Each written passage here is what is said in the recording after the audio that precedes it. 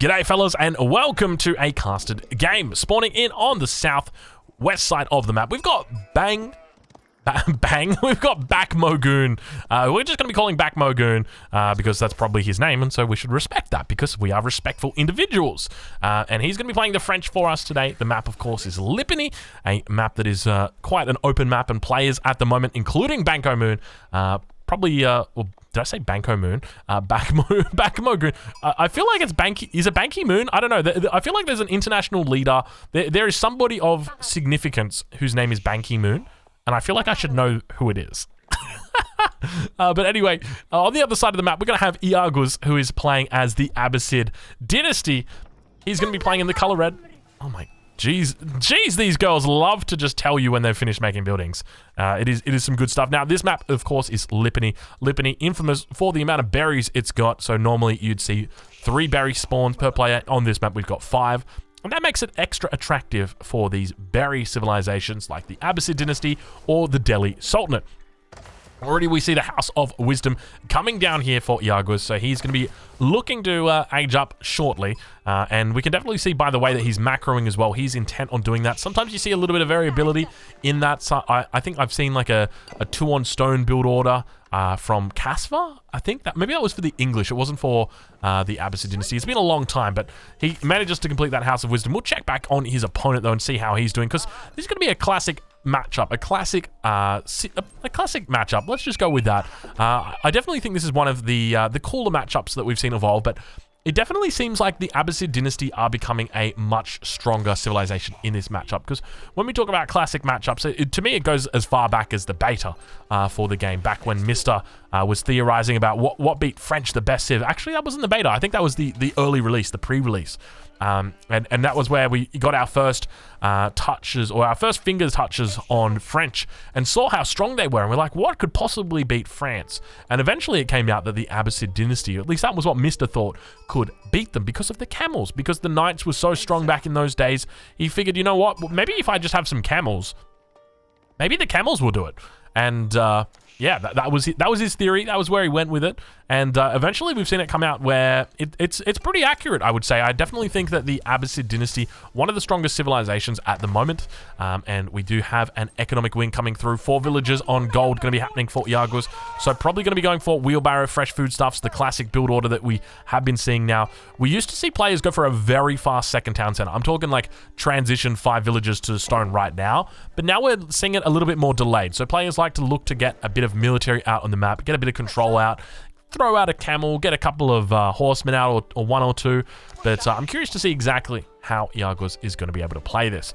Now, Iaguz is going to be preparing for the Golden League. If you're not familiar with the Golden League, that is okay. I will inform you everything, or I'll tell you everything you need to know about the Golden League. The Golden League is an event for Age of Empires 4. It's going to be a tournament that takes place over a period of about 2 months. And we've already had the qualifiers for it. It's the main event that's going to be happening this weekend. So I'm going to leave a link in the description to where you can find out more about it, where you can watch it as well. There is going to be plenty of content. The first weekend is going to be open battlefields. And open battlefields means any kind of open map. So that's your Altai, Arabia, Lipany, and of course, Highview. And so that's why Iaguz is going to be very happy with this map, because it's going to be like he's practicing for that map. Or practicing for that tournament. So that's the way he's thinking. That's what he is up to. But now it looks like he is about to head up to the next stage. We can see that he's going to be dropping down a mill, researching wheelbarrow as well. So no surprises there. And we're really going to just ride on board with the Iaguz and see exactly what he gets up to. You can see that he's under a little bit of harassment here. Needs to collect enough gold to be able to afford fresh foodstuffs. He's actually done that, and he's over gathering gold at this point. And I'm not even sure why at this point. Iaguz, what are you doing, my friend? You're gonna have to research. Okay, fresh foodstuffs comes through immediately, but a little bit of scouting gonna be happening on the back here as well. He was really going overboard with that gold. I think he got a little bit distracted by the scouts that were attacking his villages on gold. No, he's sticking with gold. What is going on? Is this a new build order that's coming out right now from Iaguz? This is never before seen. Okay, so I'm kind of jesting, but at the same time I'm being serious.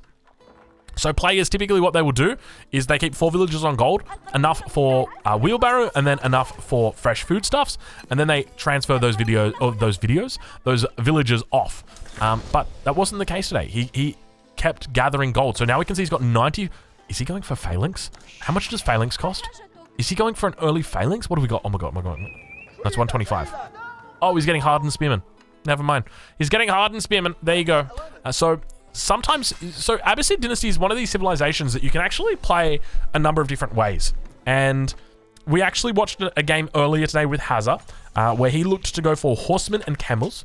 But Iaguz today is going to instead be going for spearmen. So going for a little bit more of an infantry-based composition, but at the same time adding in a stable. So obviously going to be looking to go horsemen, go for the double melee composition. And this is something that I love to do on a lot of civs. I like to do it on China. I like to do it on Delhi as well. And basically you open up with pretty much exclusively melee units. And it's very effective against France. And the reason why is because France love to make their knights and they love to make their archers. So what do? You make spears and horsemen. And the horsemen are going to be hitting the archers, and the spears are going to be hitting the knights, and your enemy is going to be absolutely screaming and crying and turning in their grave as you slaughter their units. But now Iaguz is going to be looking to get more and more units out. We see that he's dropping down a second stable here. So he's really focusing on production at this point in time. Not a lot of resource gathering outside of the units that he's making. Villages obviously only costing 25 food. Now, this is something that I like to talk about a fair bit when watching the Abbasid. A lot of people look at the fresh foodstuffs technology and they think, oh, it's from the economic wing, therefore it's an economic technology. That, in my opinion, is not the case. I actually see it more of a technology related to military or to tech. And the reason why is because that extra 25 food that you're getting, it's not being, put into your economy or reinvested into your economy because you've only got one town center that you can produce villages out of. Now, obviously, that changes if you've got a second or a third town center, but you're not producing villages faster through this technology. You're just producing them cheaper, which means that you can take that extra resource and spend them elsewhere, whether it's technology or whether it is units. And so that's the way I see it. That's why I like to think of it as a military technology or as a technology, as an aging technology. It's a good way to build up that extra food because you think about it, right? You make 10 villages, you're saving 250 food. What are you going to do with it? You're going to make, you can make 2.5 horsemen. You could make 4 spears. You could, get yourself up to the next stage if you continue doing that. So that's exactly what it's about. It's about trying to extend it as much extend it with as much of a bonus as you can. But now we've got the French player looking to try and loop around the Abbasid base, try and find an opening here. He spots on the backside that there is a bit of an opening for the villagers here. But at the same time, he's going to get spotted out by his enemy whilst he's coming around. Now, obviously, those units continue to move up towards the north. The scout that's going to be out in the middle of the map, not obviously going to be spotting out those knights that were moving up into position. But now you can see that the numbers for the spearmen are beginning to build at this point in time. And definitely too many spears here to be microing around. A little bit of a wall, cheeky wall coming through at the back here as well for Iaguz. So he's going to be happy with himself with that. Now, it's also important to note that for Iaguz, he's going to be able to focus on just collecting food because his big thing is spending food. He's got double horsemen, which is 100 food. He's got double spears, which is 120 food for a set of 2. So he just really focuses on investing into food at this point in time, and he's going to be a very happy camper. And you can see that that's subsequently reflected in his resources, the way that he's gathering them at the moment. So I'm curious to see where he's going to go with this wood that he's got. It's going to be an archery range, so he's going to be looking... Now, that's another thing. He can look to go into camels, so camel archers are going to be exactly the same. I think they're 180 and 60. So there's always going to be this burden or reliance upon food, and so that's where this great synergy comes in with the Abbasid and their economic technology.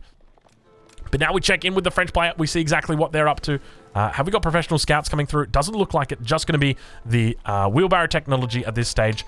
No other upgrades by the looks of it other than... In fact, I take that back. He's got the wood cutting upgrade, so going for double broadaxe in this situation. And you can see that that's reflected in the fact that he's got quite a bit of infrastructure back here. I'd love to see... Where is his infrastructure? Oh, sorry, where are his units? He's got a fair few units out, but not a lot. And you can see the mass really starting to build right now for his enemy. And at the same time, we're going to be witnessing a little bit of an attack coming through. He is actually mixing in spears, and that's really where this changes. So the spears are always going to trade evenly against enemy spears, and they're going to trade effectively against the horsemen. So in this point, or at this point, all he needs to do is just make spears, and he can win this fight. But obviously... his opponent, Iaguz, knows that, and that's why we've got an archery range that's coming down. In fact, we've got a second archery range that's coming down, and it indeed is going to be camels that he looks to go into. So I do like the way that he's opened with the double barracks, just going into a few spears, and then mixing in horsemen, and now going for that real composition, because this is the real composition. This is where the game starts getting dangerous for the French player. It's when horsemen combine with the camels, and the camels are actually going to do quite a fair bit of damage, also providing that aura that reduces the damage effect of them as well.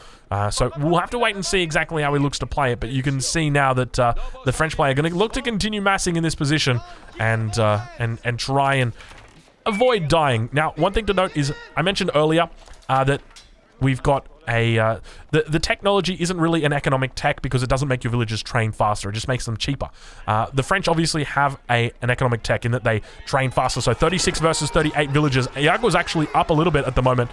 So I'm not sure exactly where those villager losses have come through, but a little bit of trade coming through right now. A lot of archers back here as Iaguz does look to dive in on his enemy. You can see the surround coming through. He's going to be looking to focus down these archers. So many of the horsemen coming through. Spearmen getting focused down by the camel. And all of the units getting surrounded completely here. A couple of units standing idly on the back line. He's going to be looking to try and fall back towards that position, but just getting overwhelmed completely. But do not underestimate these knights. These knights are going to be able to hold on in this position and really provide a decent screen. And now, despite looking like he was ahead significantly, Iaguz does lose out a fair bit of those units. And now going to have to fall back as the French player looks incredibly strong. Looks like an archer mass going to be building up here. So instead of going for camels, it's just going to be for standard archers. That's the way he's looking to play. No second town center added in yet for Iaguz as well. So I'm curious how he's got more villagers than his enemy. Maybe a little bit of TC idle time potentially. That's what's happened. I can't think of any other way. I don't remember any raids that were going down either. But it seems that French is definitely doing relatively well at this point. Has a blacksmith been dropped? Indeed it has. Siege engineering is on the way. So this is where he's going to try and look to go for the kill. But I feel like this is probably not the right decision because a second town center has not been dropped. If a second town center had been dropped, then very easily you would be able to say, okay, well let us go for a, let's go for a battering ram. Let's try and kill this second town center.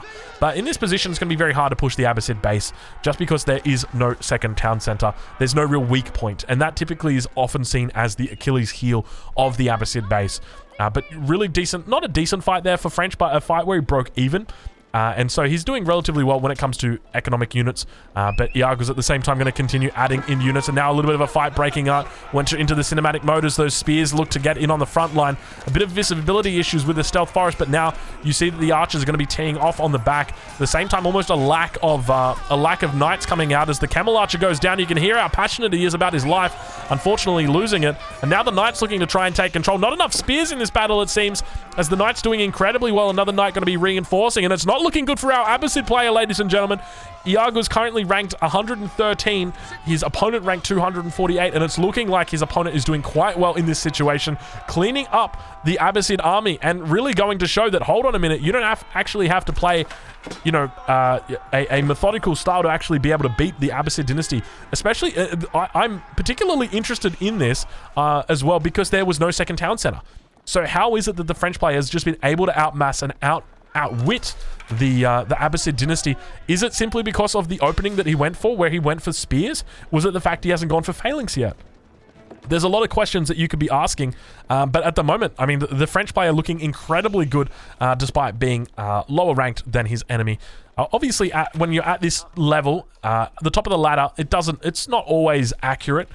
Sometimes you can get players much lower ranks that are beating much higher ranks, so that might be the case today, but we'll see whether he's able to hold on. Iago's going to be trying to fight for his life here. He's got a lot of resources in the bank. Probably this is the reason why. So obviously, if we look at the French player, you can see from his resources that he is spending everything that he's got on units. He's investing absolutely everything into units. He's got all the production. He's basically playing undercover GUA at this point in time. There is just so much units coming out on this one base.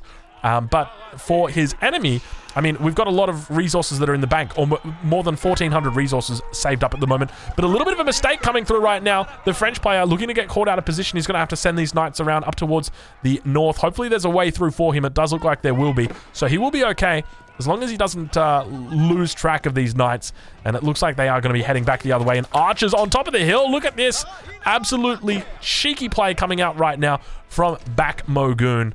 And that is a difficult name to say. But now it looks like a battering ram going to be coming down as well. And I tell you, now I'm starting to get a little bit concerned for Iagus, because here I was thinking, you know what, he's going to be A-okay. Look at the defensive structures coming down for him. He knows he's in trouble. He's putting down defensive structures like a madman and continuing to really hold on to this position. He knows he can't lose this. This is where all of his food's coming in. He's got his deer up to the north. He's also got these berries. If he loses this, then he loses his income because he's got nowhere else that he can really expand. Obviously, down towards the south, it's always going to be an option, but it's a very, very long walk. And now Iagus is really in a tough position. Battering ram going to be coming in, slowly but steadily working its way in. You can see he's actually got population block, or population pop blocked. Yeah, pop blocked, housed. And now entering into those outposts. Outposts going to be looking to refire down those units. A lot of spears in here. Villagers going to get pulled as well, wanting to break this. No textile upgrade as well, so if he tries to trade with them, it's not going to be pretty. Spears actually doing a pretty decent job, but look at the archers. Archers so effectively just microing out all of these spears. Spears going to be trying their best to clean up these units. Do we see these pop out? I mean, there's a lot of units that are in here. This is really the hold right now that he's trying. It is an outpost hold that is happening, and the question is whether he's going to be able to do it. He manages to get overwhelmed, though. He's going to be trying his best to hold it. You can see he's got so many units trapped inside here. All of them archers, but at the same time, if he's going up against knights, he's not going to be doing a lot of damage. Only about 2 damage a pop, and Iagus really struggling now. His food economy getting completely cleaned up. More reinforcements coming in. I don't think Iagus is going to be able to do it. I think despite only being on 1 base, it's just not going to be enough. And I think his opponent, Back Mogoon, going to be successful here. Good game, well played. Back Mogoon with the upset in that situation. So very well played to him. And a difficult sign for Iagus. They're heading into the weekend. Obviously, we've got the Golden League coming up. He's going to be training his heart out. But yeah, after that performance, he's probably have to be heading back to the drawing board and asking the question whether it is worth opening with the barracks in that situation. So fellas, if you're watching this on YouTube, thank you for watching. I'll catch you guys in the next one.